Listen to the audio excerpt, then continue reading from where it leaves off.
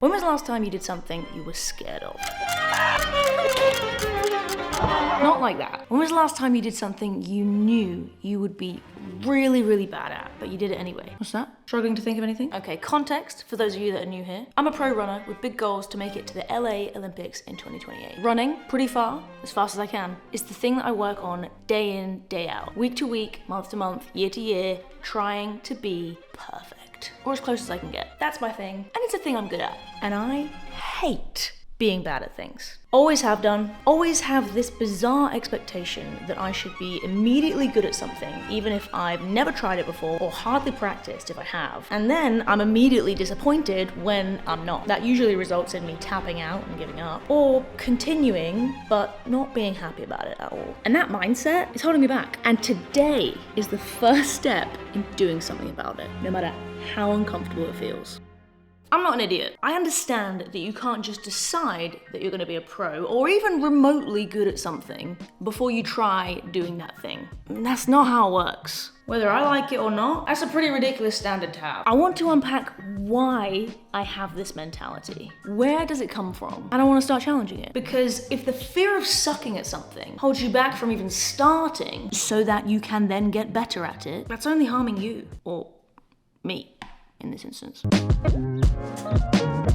Welcome to a new series of discovery, facing my fears, and basically an athlete having an identity crisis. I've always been competitive in any sport or game or thing that can involve comparison with your peers. Combine that with the fact that I am a professional athlete and I have been an athlete for many, many years, where you become very used to measuring yourself and your success in times, numbers, black and white progress, output that is very tangible. That really feeds perfectionist tendencies, for me personally. Other people might be different, but I see that athlete mindset spill out into everything else, essentially. The other piece comes from something that I've only very recently learned that I have, and I'm still only really scratching the surface on understanding this part of me, and that's ADHD. I approach things that I am motivated to be good at or motivated to do with an intensity. We call it hyperfocus. I can look at things with this black and white thinking. If I can't be great, what's the point? Or I'm either good at this or I suck. There's no in between. And again, this part of me, which is part of my ADHD, isn't something that I fully resent. I do think it's helpful in certain areas, but it's not a welcoming way to try doing something that I might not be a natural at. And I've been deep diving this in my head in the last week because I had a session with my sports psychologist where she asked me what makes me feel satisfied. Let us consider a 5-point Likert scale where satisfied, maybe it's one up from the middle actually, if you've got very dissatisfied, mildly dissatisfied, neutral and indifferent, satisfied, and then very satisfied. I couldn't answer her question. I couldn't tell her what makes me feel satisfied. Because it's as if my Likert scale consists of very dissatisfied, perhaps mildly dissatisfied and indifferent, and then very satisfied. The satisfaction, or just being like a bit average, is missing. And I think we can also look at the society that we live in as a cause for this. We praise mastery, success, achievements, outcomes. There's not a whole lot of praise for the actual process to get to those, which when you think about it, probably involved being a beginner at some point, or maybe even sucking a little bit. But that doesn't look flashy. We like to see the big shiny gold medal at the end and talk about that. And that is compounded by social media. And I'm not blaming any of us for this, but we have developed a habit where we are sharing those shiny outcomes, the successes, the end products, undervaluing what it took to get us there. And by not showing what it took to get us there, everyone else is consuming all of that success and thinking that it just happened overnight. We're not seeing the hard work and the fails and the times that those people also sucked. It's like when you see a renovation video and someone shows you in 90 seconds these quick little pictures of how their house looked in absolute state at the start, but really quite quickly, they've turned it into a dream house in 90 seconds. It took them 18 months, guys. And I think it's giving us unrealistic standards for ourselves. And what I think is happening is, whilst I have always felt this way, I have always hated being bad at things because of that competitiveness, probably because of my ADHD. But now that I'm a professional athlete and I'm taking more note of what society is perhaps expecting of me and what I'm seeing on social media, I'm carrying this harmful mindset into everyday life. I can beat myself up if I think that a video I've worked on isn't good enough. If I think I know it could have been better, but we still put it out there because we ran out of time. Even if it's still a good video, it's not perfect. I can beat myself up if the splits from a workout aren't falling into that category where I would be very satisfied, even if there's a whole host of reasons why that's the case. Or sometimes I might just not start something that I want to start out of a fear that I might not be good enough. Imagine if I'd thought that when I first took up running. Things would be a little different.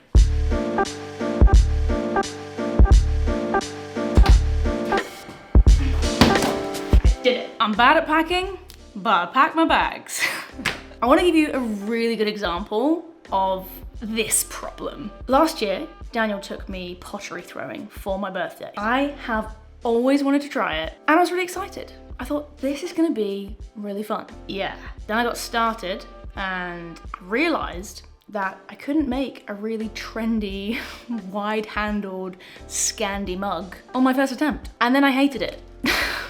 Because I wasn't good at it. The disappointment and frustration I felt, it was as if I'd been training for this moment, spending hours slaving away on the pottery wheel, only to mess up at the last hurdle at some huge pottery tournament. Not that I was trying it for the first time as a complete beginner. Now, it might not be the end of the world that I don't discover pottery as my new favorite hobby because I'm not naturally good at it, but if I continue living my life with this expectation and real harshness towards myself, it's gonna start impacting a lot of things, and I don't want that to be the case.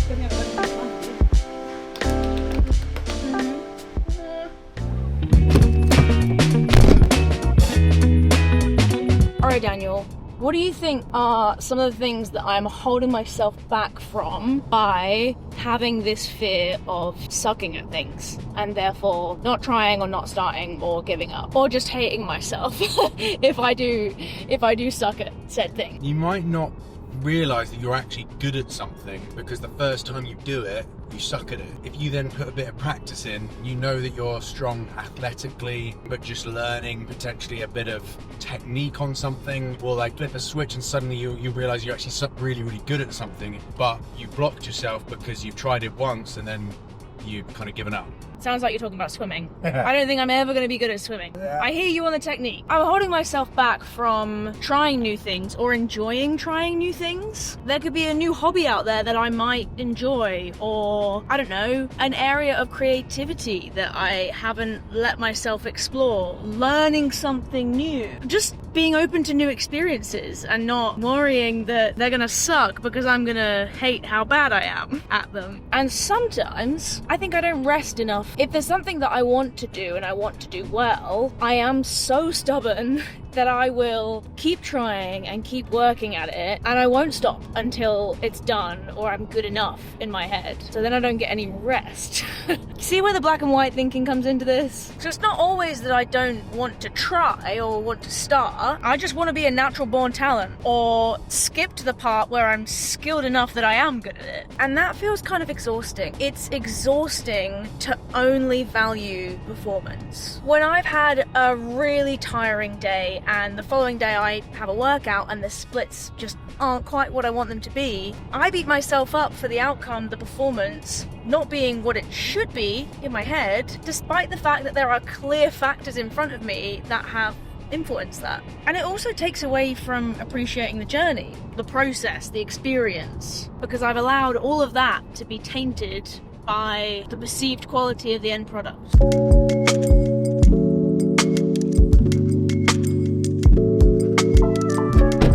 There's There's a couple of reasons why I think I've been ruminating about this and just reflecting a little bit more on my mindset. Number one, I'm injured, which is a forced pause in my usual routine and going from training session to training session, planning for the next race and the next run. That's opened up a lot more time to think. And I also went swimming for the first time in literally years. That's one of the ways that I can get a bit of cross training in whilst I'm dealing with a pesky knee. And guess what? I suck at it. And I think I've realized I've almost built my identity around being good at things internally. I'm not saying that I am just good at things as a person. I want to be. And I think that's pretty limiting and impossible to live up to, which means I either don't do the things or I feel bad about myself when I don't do them perfectly. I've always sucked at swimming. I had some lessons as a kid, didn't do it for long enough, never felt confident in the water. So on holiday, I would either be laying on a floaty or standing in the water up to a depth where it felt comfortable and I didn't need to swim. And I know I'm doing a lot wrong. I know it's technique, I know it's skill. I know I can be trained, but it's not as easy as left foot, right foot, repeat, you'll get better. I actually need to change the way I swim rather than just swimming more badly. Having gone swimming last week with Xana and giving it a go, I still hate swimming. But I did try, I did do it. I'm gonna keep trying and I'm gonna get better, which I'm gonna come back to in a little bit.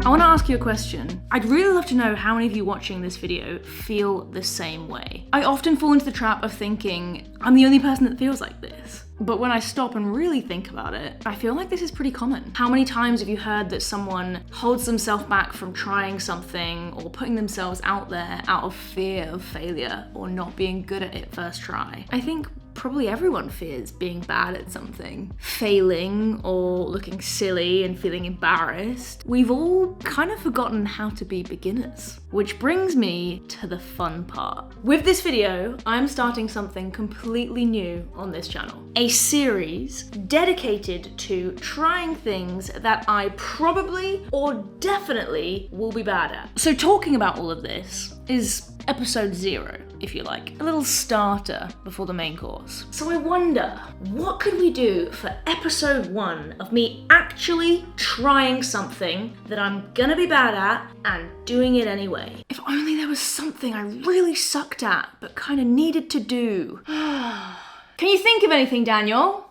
Swimming. Swimming. That's right. You're looking at the next Michael Phelps. Why can I not think of any other swimmer?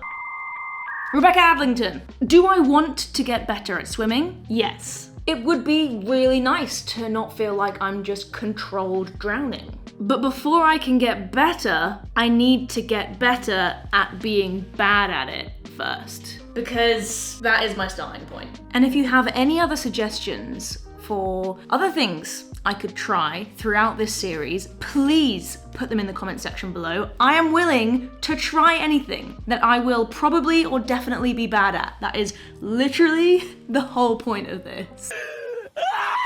Because if I can learn to be okay with being bad at something, maybe I can be a bit kinder to myself when I'm not perfect. And hopefully, I'll finally stop being too scared to try. This is gonna be fun.